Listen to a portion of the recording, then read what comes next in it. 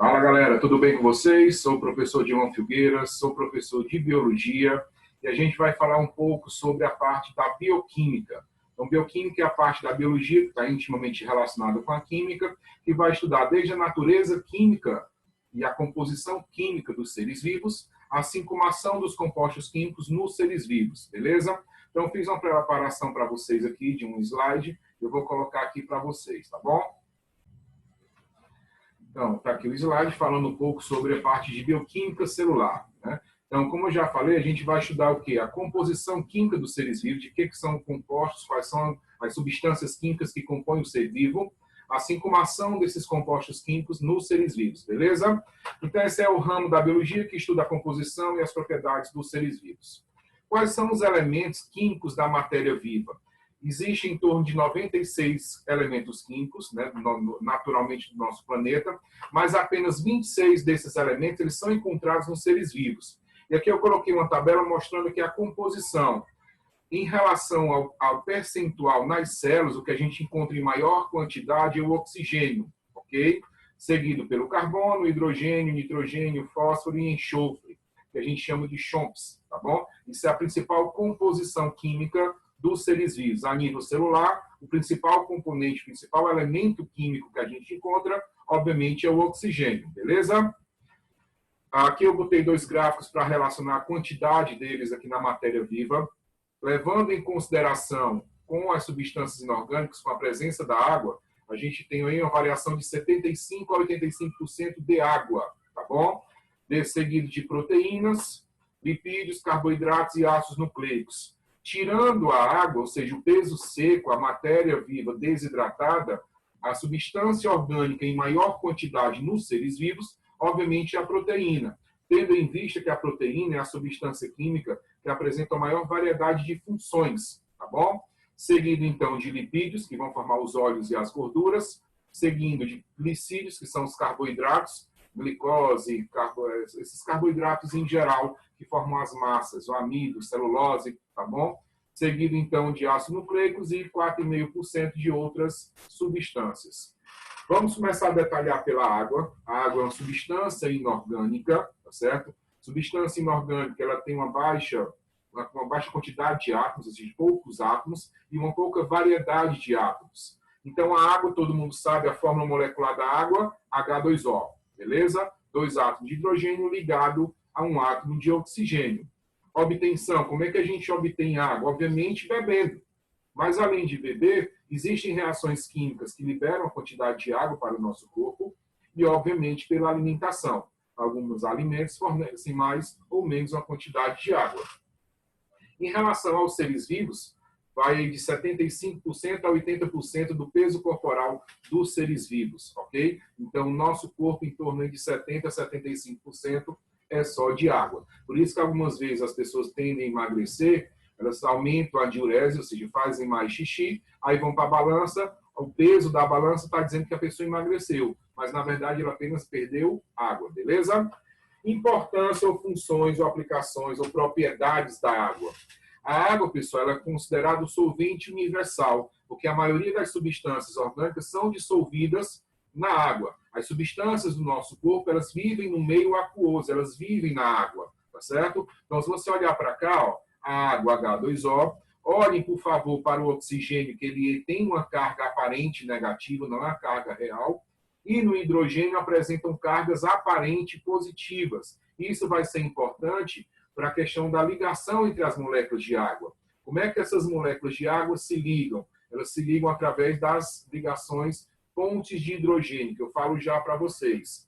Então, como ela tem um polo negativo e um polo positivo, negativo no oxigênio, positivo no hidrogênio, o que é que a gente caracteriza? Que é uma substância polar, ok? Então, a água é uma substância polar. E, por ser uma substância polar, ela vai se ligar a outras substâncias também polares, ou seja, ela vai conseguir dissolver outras substâncias polares, devido a essa alta polaridade. Então, ela consegue separar ou dissolver a maioria dos compostos iônicos e polares. Por isso que ela é chamada de solvente universal. Beleza?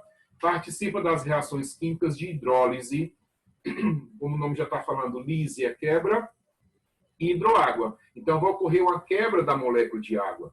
tá certo? É uma reação química que a água participa diretamente como reagente. Então, as substâncias vão reagir com a água e vão ser quebradas, beleza? Existe uma outra reação, que é uma síntese por desidratação. Algumas reações, como por exemplo na formação dos carboidratos, quando duas glicoses se ligam para formar uma maltose, existe a liberação de uma molécula de água, tá bom? Então, no processo contrário, a maltose reagindo com a água quebra a maltose, formando duas moléculas de glicose, beleza? Isso são as reações de hidrólise e de síntese por desidratação.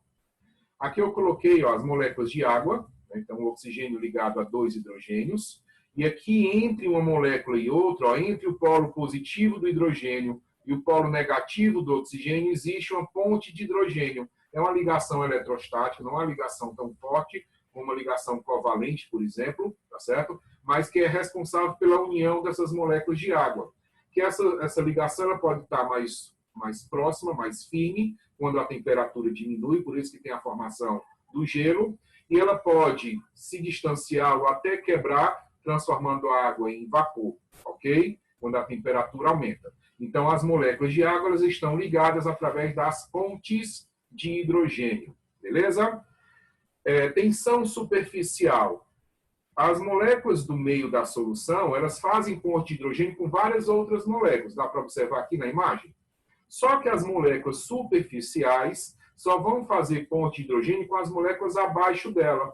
Então, essa ligação das moléculas superficiais é uma ligação mais forte, formando uma tensão em cima do líquido. Por isso que alguns insetos, eles conseguem flutuar na água, não afundam na água por conta dessa tensão superficial. Isso é bem observado quando você vai tomar banho de piscina, e você corre lá para a piscina e pula de peito aberto, né? Taca o peito na água, depois fica todo vermelho. O que é que aconteceu? A água, a superfície da água, existe uma tensão, uma força, que eu já expliquei aqui para vocês. Então, como vocês deslocam uma grande quantidade de água, vocês vão precisar de uma força maior. E toda ação tem uma reação.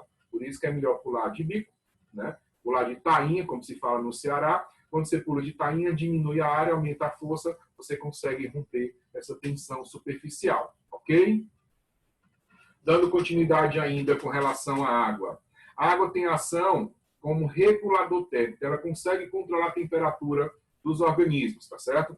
Por quê? Porque ela apresenta um elevado calor específico. Calor específico, traduzindo de forma mais didática, é a quantidade de calor necessária para que 1 grama de uma substância aumente em 1 grau Celsius, beleza? Então, a quantidade de calor que a água absorve para que a sua temperatura aumente. Como ela tem um alto calor específico, ela vai precisar de uma grande quantidade de calor.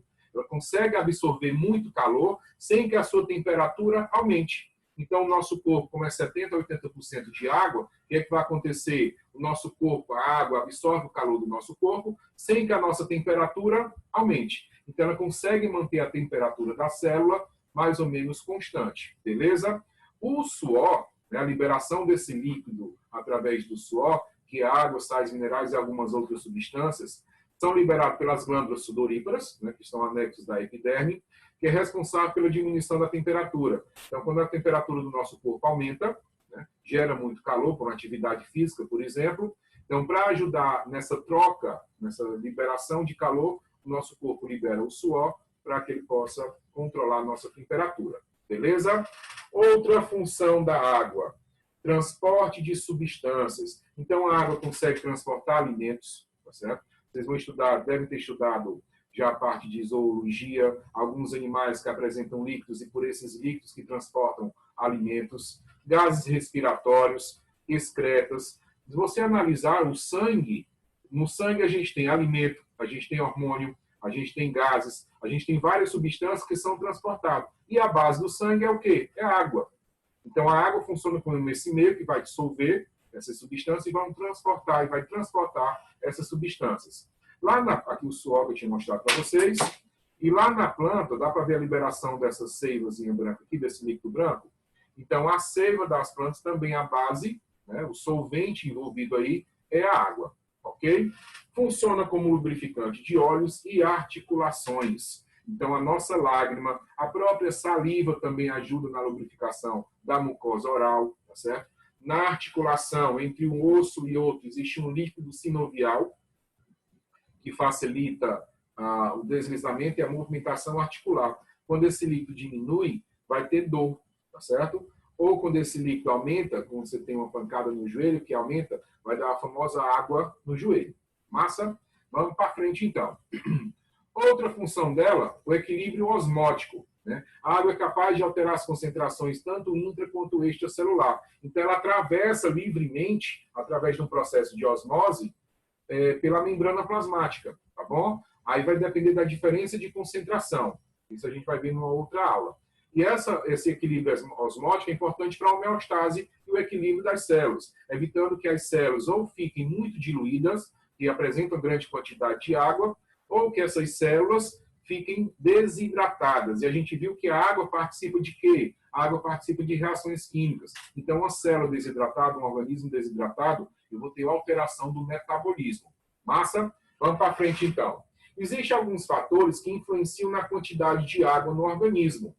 Primeiro dele é a idade. Se você analisar um idoso e um recém-nascido, qual dos dois apresenta uma quantidade de água percentual maior? Obviamente, o idoso, você vê pela pele que já está uma pele mais enrugada, então uma pele mais desidratada. Um bebê já tem uma quantidade de água maior, tá certo? Então, eu coloquei aqui, como um feto, ele apresenta em torno de 94% de água, um adulto em torno de 70% e o idoso 60%.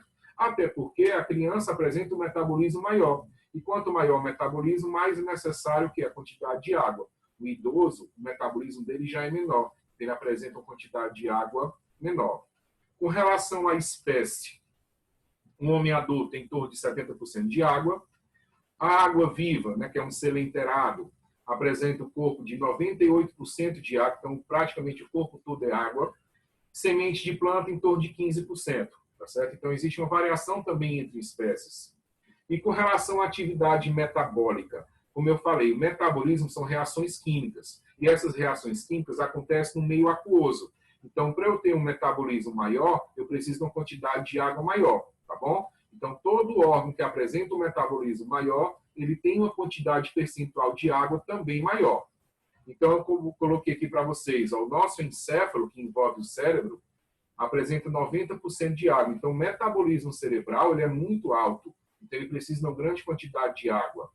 Os músculos apresentam também uma grande quantidade de água, porque o metabolismo dele é maior, só que menos do que do cérebro. E com relação aos dentes e aos ossos, em torno de 10, 12% de água. Então, já tem uma quantidade de água bem menor, porque o metabolismo desses órgãos já é também menor. Beleza? Então, ele vai variar de acordo com o tecido, com o órgão, com a idade, com o metabolismo e variando também em relação à espécie. Então, aqui foi uma introdução, né? Falamos um pouco de bioquímica e falamos um pouco de água, tá bom? Queria agradecer e desejar para vocês bons estudos. Obrigado pela atenção.